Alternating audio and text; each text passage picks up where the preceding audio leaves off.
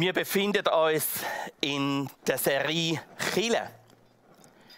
Letzten Sonntag haben wir vom Micha über die Chile von der Zukunft hören. Heute werden wir uns mit der Gegenwart beschäftigen und nächsten Sonntag dürfen wir dann von der Sabrina, von der Herkunft der Chile hören.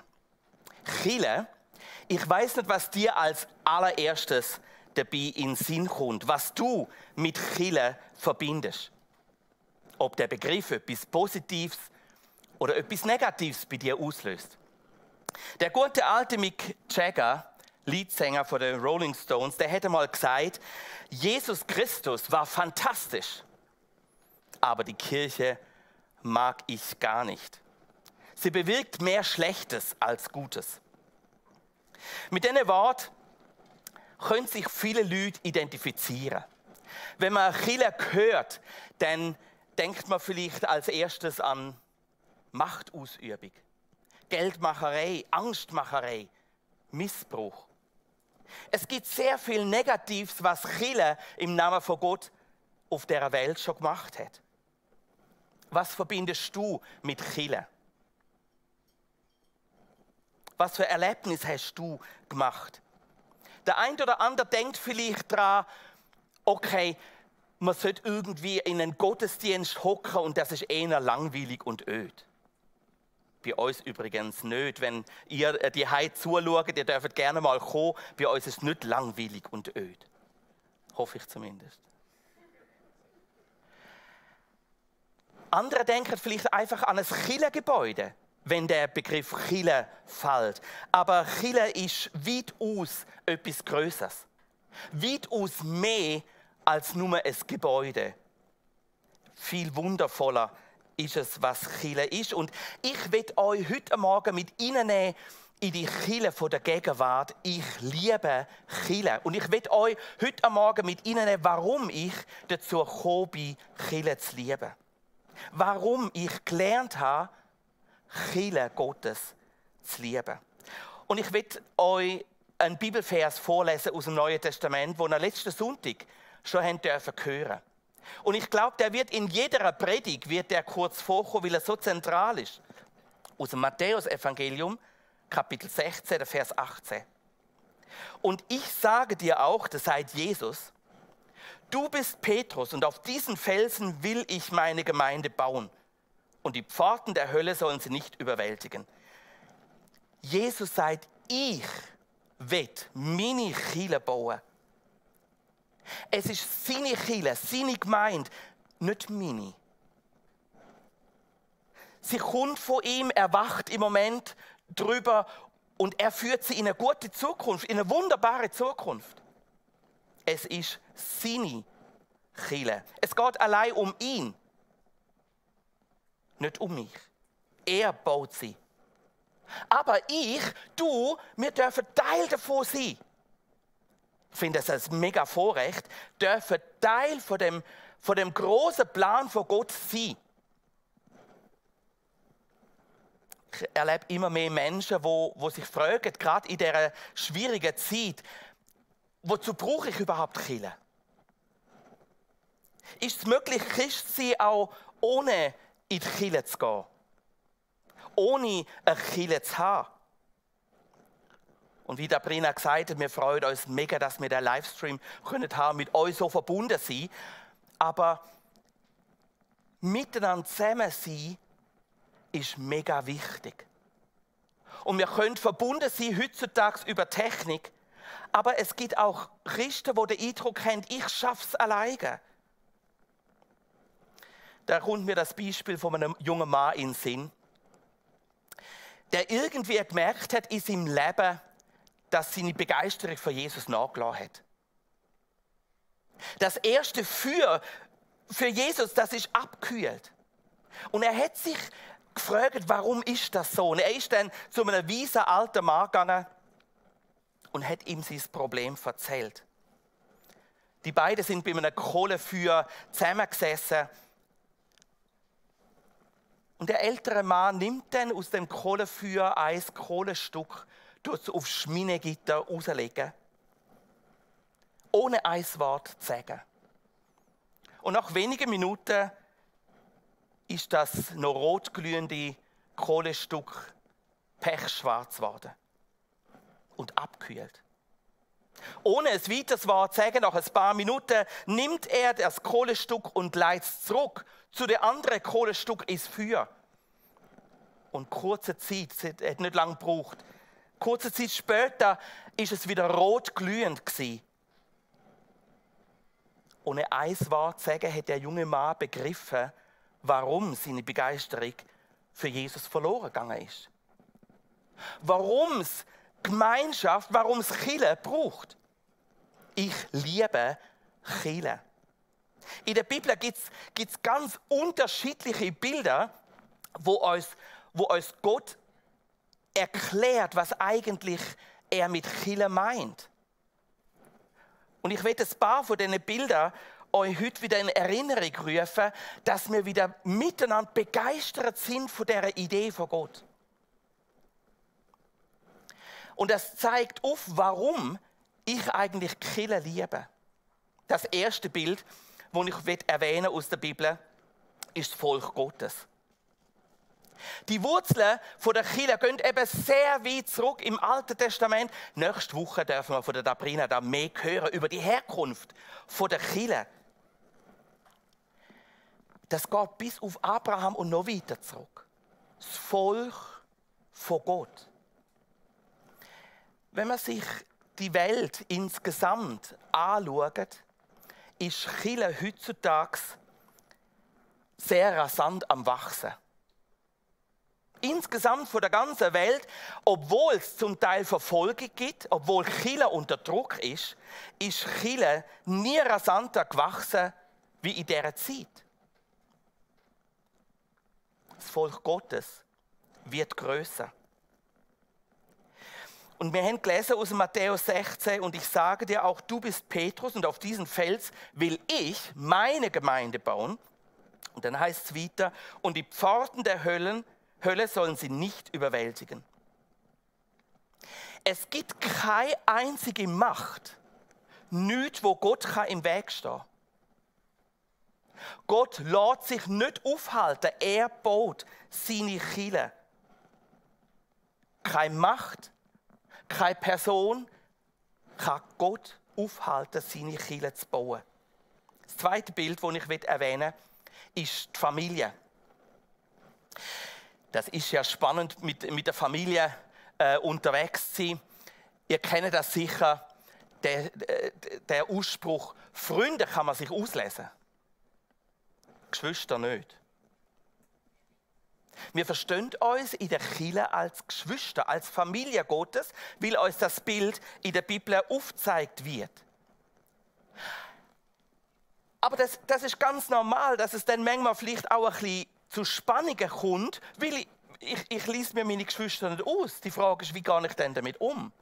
Wie können wir Familie leben mit Leuten, die genau das gleiche Ziel haben wie ich, die auch zu dieser Familie gehören und die ich mir nicht ausgelesen habe?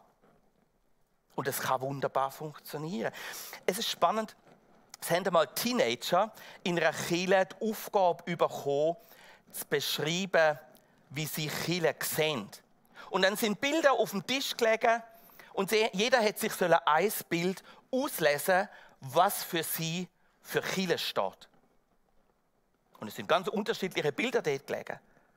Ein Palast, dann war ein Tempel, ein gemütlicher Wohnsitz. Und jeder Teenager hat sich ein Bild ausgelesen. Und ein Bub war tatsächlich so mutig und hat ein Toi-Toi ausgelesen. Das ist das WC, das man oft unterwegs sieht. So ein Toi-Toi-WC. Der Leiter hat das erste Mal versucht, ein bisschen zu beschwichtigen und zu sagen, willst du damit ausdrücken, dass du die Kirche Scheiße findest? Und die Antwort von dem Bub ist berührend. Er hat nämlich gesagt, dass die Kirche für ihn der Ort ist, wo er all den Mist, der sich angesammelt hat, abladen kann. Das ist eigentlich genial, oder?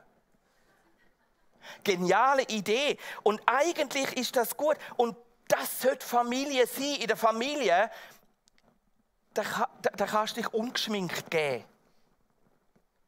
Nach außen gehst du vielleicht nicht ungeschminkt, aber in der Familie, da kannst du dich nicht so lange verstellen. Da bist du, wie du bist. Und da weißt du, auch wenn die anderen das von mir wissen, ich bin geliebt.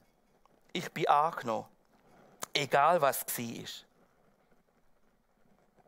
Und für die Kirche, für uns gilt der Spruch, den ihr vielleicht auch schon mal gehört habt, in den wichtigen Fragen gilt es Einheit sein. In den unwichtigen Fragen Freiheit und in allem die Liebe. In allem sollte die Liebe drinstecken in der Familie. Und das, was uns Christen eint, ist viel, viel mehr als das, was uns entzweit.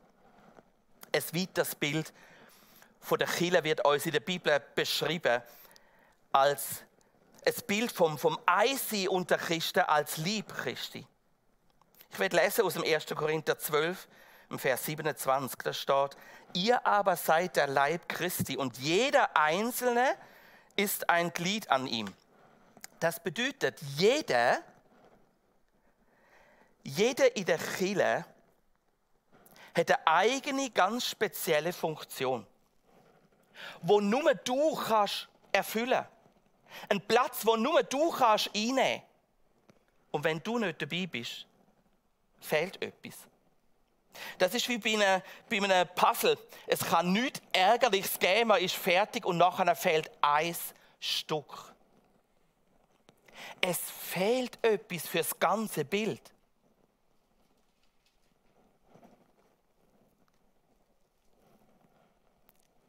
Wenn wir den Leib anschauen, einer ist das Auge, einer die Hand, einer der Fuß und so weiter. Wir haben unterschiedliche Funktionen. Wir sind so unterschiedlich. Und schaut, es gibt kein Einzelgänger-Christsein. Das funktioniert nicht. Das ist nicht die Idee von unserem Schöpfer. Wo er sich Kirche ausdenkt hat, hat er nicht gedacht, dass eine Hand da irgendwo in der Weltgeschichte umrennt. Nein, es braucht den ganzen Leib.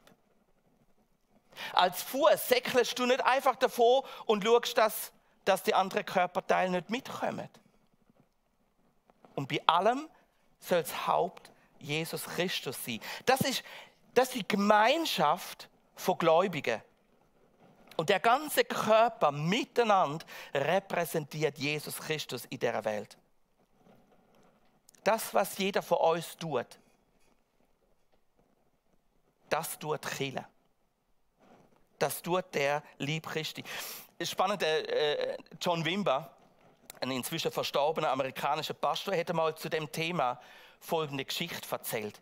Es ist ein Mann zu ihm gekommen und hat sich eigentlich so bei ihm als Pastor ein bisschen beschweren. Er hat gesagt, es sei jemand zu ihm gekommen, der extrem in Schwierigkeiten steckt. Und er erzählte der Gemeindebesucher, wie frustrierend das war, auf der Suche nach Hilfe für die Person. Er sagt, der Mann, dem geht so schlecht, der braucht ein Dach über dem Kopf, der braucht Nahrung, der braucht einen Job und die Kirche müssen ihn unterstützen. Ich bin wirklich frustriert. Ich habe sogar im Kirchensekretariat angerufen. Man hat keine Zeit für mich gehabt. Man hat mich nicht empfangen oder mir helfen. Und schließlich hat der Mann zum John gesagt: Denkst du nicht, John, dass die Kirche sich da um solche Leute kümmern sollte? John Wimber hat einen kurzen Moment nachgedacht und dann geantwortet: Also, die Kirche hat sich um die Person gekümmert. Jedes Mal, wenn du einem Hungrigen zu essen gibst, ist die Kirche aktiv. Jedes Mal, wenn du einen Krankenbesuch machst, ist die Kirche aktiv. Du bist die Kirche. Wir sind Leib Christi. Wir gehören zusammen. Und das, was der Einzelne tut, tut Kirche. Ein letztes kurzes Bild. Die Bibel stellt uns Kirche vor als Brut.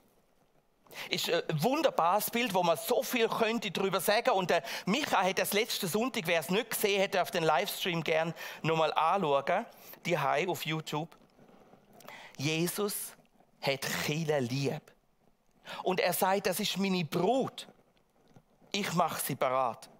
In Epheser 5 steht, und ihr Männer liebt eure Frauen, liebt sie so, wie Christus die Gemeinde geliebt hat. Er hat sein Leben für sie hingegeben, um sie zu seinem heiligen Volk zu machen. Schau, das ist eine Liebesgeschichte. Jesus liebt seine Brut.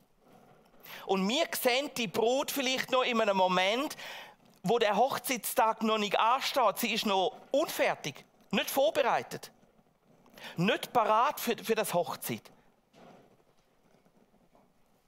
Und wir denken vielleicht manchmal,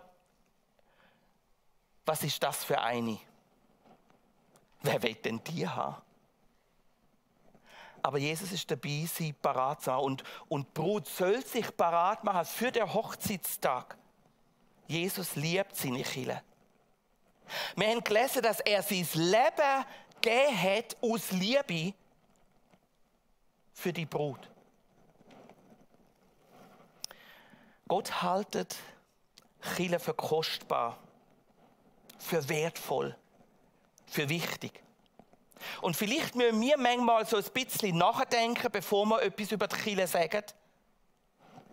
Im Wissen, Jesus ist es so teuer gewesen, dass er sein Blut vergossen hat aus Liebe. Er macht seine Kirche rein, heilig, einzigartig und parat für den Tag, wo er das Hochzeitsmahl wird feiern. Im Moment sehen wir noch nicht alles. Aber wir wissen, er freut sich über all dem, was entsteht und was sich verändert. Und das ist eine Kirche, wo wir nicht einfach besuchen können. Es ist nicht ein Gebäude, das einfach betreten kannst. Aber du kannst Teil von dieser Kirche sein. Und es gibt eigentlich nur einen Weg, um Teil von dieser Kirche zu sein, indem du zu Gott sagst, Gott, erbarm dich über mir Sünder.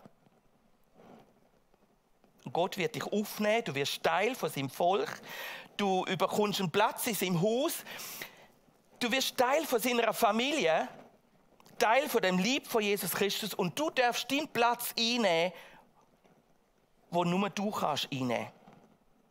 Gott wird in dir wohnen und du wirst sein heiliger Tempel sein, weil Gottes Geist in dir wird leben und er wird zu dir sagen, ich liebe dich von ganzem Herzen, du bist meine Brut. Die Liebe von Jesus ist gewaltig. Und wir stehen da und fragen vielleicht, wozu Kirche? Wenn du jetzt denkst, es geht nur darum, dass man für irgendwann etwas parat macht, dass man irgendwie einfach als Kirche Seelen retten für den Himmel, dann ist das ein sehr eingeschränktes Denken. Kirche bedeutet viel, viel mehr als nur eine Vertröstung auf den Himmel.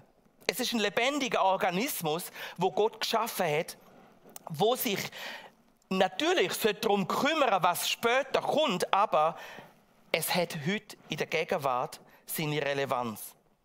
Das Evangelium nur auf eine Eintrittskarte für den Himmel zu beschränken, ist beschränkt.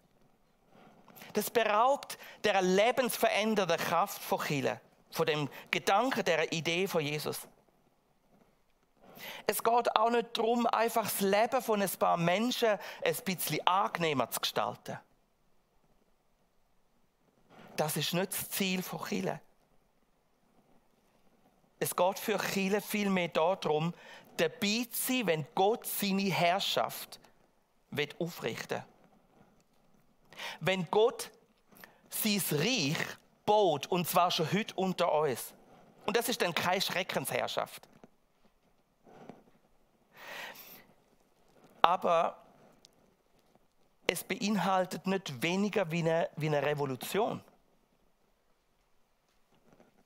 Es ist keine Schreckensherrschaft, aber es ist eine Revolution von der Liebe, eine Revolution vom Dienen, eine Revolution von der Gerechtigkeit. Und mit dem Fokus auf das liebende, dienende und gerechte Handeln hat gemeint das Potenzial, all die Systeme dieser Welt total auf den Kopf zu stellen. Gemeint ist also nicht nur dazu da, dass man untereinander ein bisschen nett ist. Es geht auch nicht nur um die Veränderung von jedem Einzelnen. Es geht um nichts weniger, als Reich von Gott zu bauen. Und er sagt, er baut es. Unter uns. Gott nimmt jeden Christ in den Plan mit rein. Und da ist jeder gefragt. Jeder darf mitmachen. Und es ist gewaltig ein Vorrecht, weil du darfst an dem riesigen Plan teilhaben, wo in Ewigkeit wird Bestand haben. Gibt es etwas auf dieser Welt, wo irgendwie vergleichbar ist? Wo über den Tod hinweg Bestand hat? Ich komme auf nichts.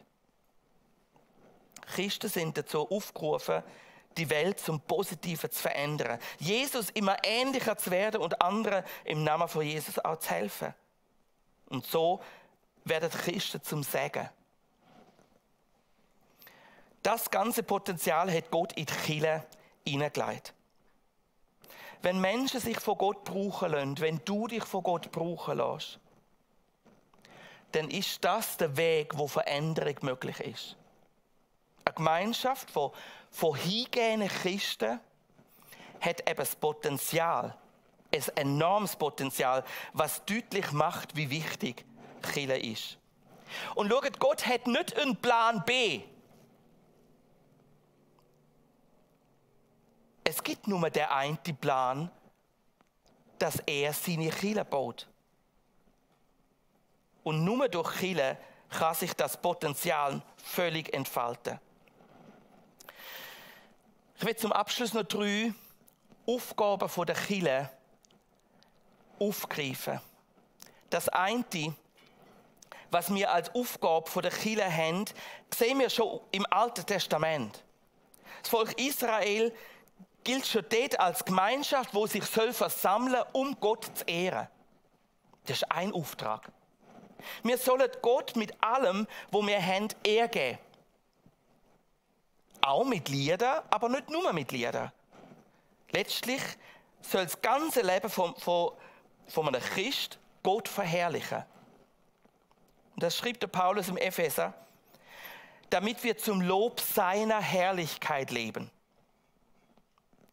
Das heißt, dieses ganze Leben soll eigentlich dazu dienen, der ganze Lieb Christi, die Familie Gottes soll dazu dienen, dass Gott geehrt wird. Und das ist einer der Hauptgründe, warum es Kirche überhaupt gibt. Eine zweite Aufgabe ist, dass wir als Kirche ermutigt werden, im Glauben zu wachsen. Das Ziel soll sein, dass jeder im Glauben erwachsen wird. Also nicht als Kind bleibt und wie ein Säugling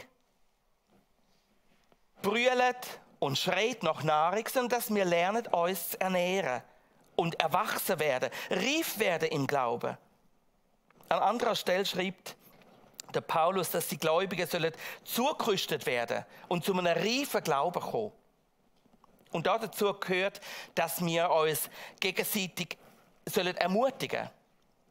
Aber dass wir uns zum Beispiel auch ermahnen sollen, da wo es angebracht ist, wo es nötig ist. Auch das gegenseitige Anteil nehmen gehört dazu. Bis hin, eben, dass wir uns im Gespräch Zeit nehmen füreinander und einander helfen. Der Ort, wo all das möglich sein soll, ist die Gemeinschaft in der Kirche. Ist die Geborgenheit dort, wo all das führen kann und wo man einander helfen darf. In Hebräer 10, Da heißt, und weil wir auch füreinander verantwortlich sind. Ist krass, oder? Wir sind füreinander in der Kirche, in der Familie, füreinander verantwortlich. Wollen wir uns gegenseitig dazu anspornen, einander Liebe zu erweisen und Gutes zu tun. Deshalb ist es wichtig, dass wir unseren Zusammenkünften nicht fernbleiben, wie einige sich das angewöhnt haben, sondern dass wir einander ermutigen und das umso mehr, als, wie ihr selbst feststellen könnt, der Tag näher rückt, an dem der Herr wiederkommt. Wir sollen uns gegenseitig anspornen. In 2. Korinther 4, da heißt dann, darum werden wir nicht müde, sondern wenn auch unser äußerer Mensch verfällt, so wird doch der innere von Tag zu Tag erneuert. Das mit der Erneuerung ist so eine Sache. Wie geht das? Ich werde euch zum Abschluss da in eine Geschichte mit reinnehmen, die in Nordkanada stattgefunden hat. Der Pastor Andrew ist dort unterwegs gewesen und hat auf dem Weg zu dem Ort, wo er war, wo er ein paar Tage gebraucht hat, hat er in einem Hotel Halt gemacht. Und in dem Hotel hat der Hotelbesitzer ihn gefragt, ob er am Abend nicht einen geistlichen Input machen würde, so für die Gäste und die Angestellten. Die Hotelangestellten dürfen dabei sein. Und er hat eine Frau, eine Angestellte von dem Hotel gehabt, die auch eingeladen war, aber wegen ihrem Aussehen hat der Hotelbesitzer nicht wollen, dass sie unter den Gästen sitzt. Sie war ein bisschen heruntergekommen, eine gebürtige Indianerin. Ihr Zustand, ihr Aussehen hat eher einen traurigen Anblick gemacht. Und sie hat nur hinten an der Tür stehen. Hat aber gut zugelassen. Und sie war tief beeindruckt von dem Gehörten und redet nachher den Pastor Andrew an und erklärt ihm, Pastor Andrew, ich bin nicht sehr klug. Aber ich würde gerne beten lernen. Können Sie mir beibringen, wie ich beten kann? Und der Pastor, der zeigt ihr seine Hand. An dieser Hand hat es 5 Finger. Für jeden Finger ein Wort, wo man sich gut merken kann, auch wenn man den Eindruck hat, man ist nicht ganz so gescheit. Und er hat ihr beigebracht, ein Gebet, das lautet, zeig mir, wie ich bin. Und er hat sie aufgefordert, das jeden Tag zu beten. Zeig mir, wie ich bin. Nach einer Woche ist der Pastor auf dem Heimweg wieder in dem Hotel vorbeigekommen. Hat die Frau angetroffen und sie ist in Tränen ausgebrochen.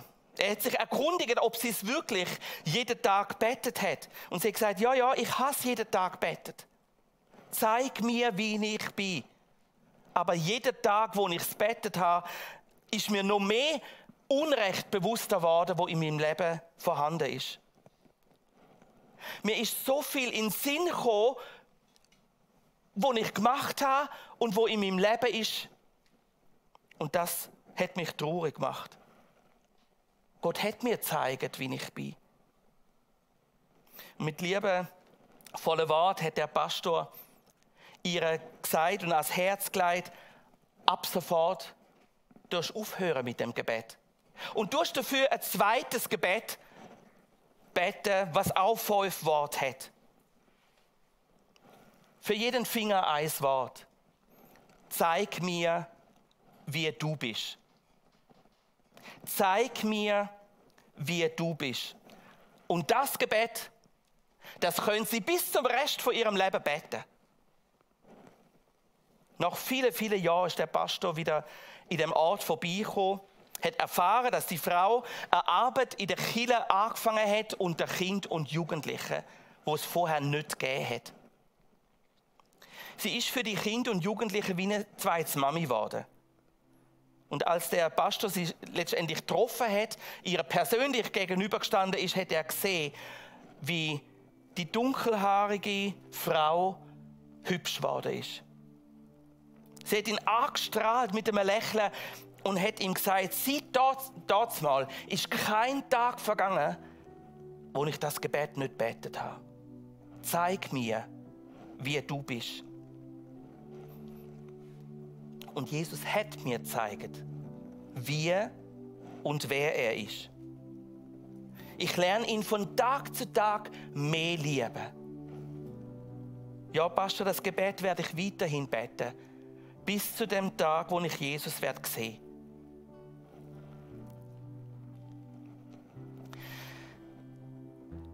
Das Gebet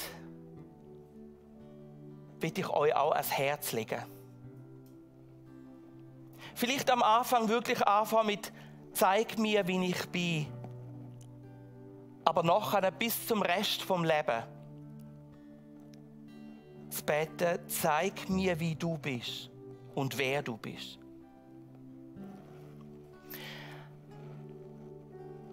Als Kirche haben wir den Auftrag, zu wachsen, uns zu ermutigen lassen und Gott besser kennenzulernen, zu reifen im Glauben. Und das wird Auswirkungen haben. Und das ist die dritte Aufgabe von Kirche, die nicht fehlen darf. Und zwar immer der Blick in die Gesellschaft raus. Das sehe ich so im Wort Gottes. Gott ehren, zu reifen und zu wachsen, aber der Blick für die Gemeinschaft, für die Umgebung nicht zu verlieren. Und jeder von diesen Punkten ist wichtig. Gott will, dass andere Menschen ihn kennenlernen. Und gerade Alpha Life ist ein wunderbarer Moment, wo man Leute damit in Verbindung bringen kann. Wo man zeigen kann, schau, so ist Gott.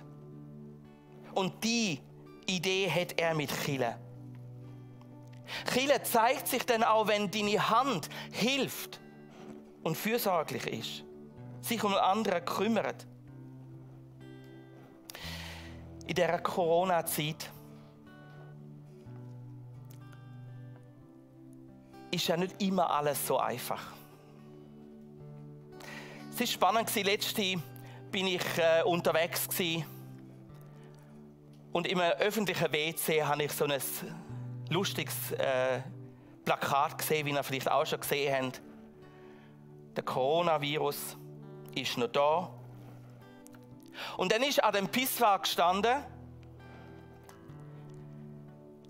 halten Sie immer 1,5 Meter Abstand, außer vom Pisswag. Das Coronavirus, das beschäftigt uns. Und ich habe dann ein anderes Plakat gesehen, was mich gleich auch wieder nachdenklich gemacht hat, auf dem ist gestanden: Verbreiten Sie nichts außer guter Laune, halten Sie Abstand. Ich will aber mehr verbreiten wie nur gute Laune. Für uns Christen müsste es eigentlich heißen, okay, halt Abstand, aber verbreite die gute Nachricht, die gute Botschaft und nichts anderes von unserem Herrn. Und dazu ist es wichtig, dass wir selber sehen, wer wir sind, aber dass wir viel mehr noch sehen, wer er ist. Und was er mit seiner Kirche will tun. Wenn wir jetzt in den Lobpreis hineingehen, dann bist du doch innerlich beim Gebet wirklich dabei, auch Gott dich hinzulegen und sagen, brauch du mich. Und ich will dich noch mehr kennenlernen. Ich will noch mehr begeistert sein von deinem Gedanken von der Kirche und ich will dich erleben, wie du wirklich bist. Jesus Christus, ich danke dir von ganzem Herzen für deine gute Idee. Und dass du Kirche nie loslässt, sondern dass du deine Kirche baust. Auch heute unter uns. Ich danke dir für all die lebhaften Bilder, die uns beschreiben sollen, was du dir darunter vorstellst. Und ich danke dir von ganzem Herzen für deine Liebe. Zu jedem Einzelnen von uns, aber auch zu uns als Gemeinschaft. Und ich bitte dich, dass wir miteinander reifen können, wachsen können, dich immer besser kennenlernen. Jesus, ich habe Sehnsucht danach, noch mehr zu entdecken von dir, wie und wer du bist. Amen.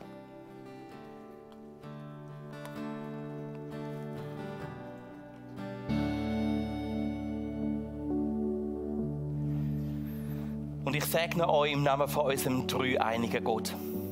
Dem Vater, der dich wunderbar geschaffen hat und der die gute Idee von der Kirche hat.